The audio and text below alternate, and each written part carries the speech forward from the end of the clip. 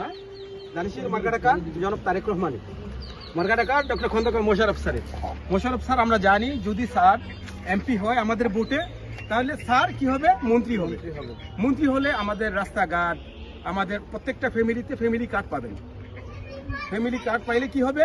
যে সংসারের জন্য একটা সরকার পক্ষ থেকে একটা ভাতা পাবেন। তো এটা সবাই চায়, সরকার থেকে স্পেশাল কিছু চায় না আপু? তো আমরা কি পাবো ইনশাল্লাহ দানিশ এসে vote? Thank you, thank you. ভালো আছেন? আমরা তারপর আমরা ডক্টর ভালো লাগলো।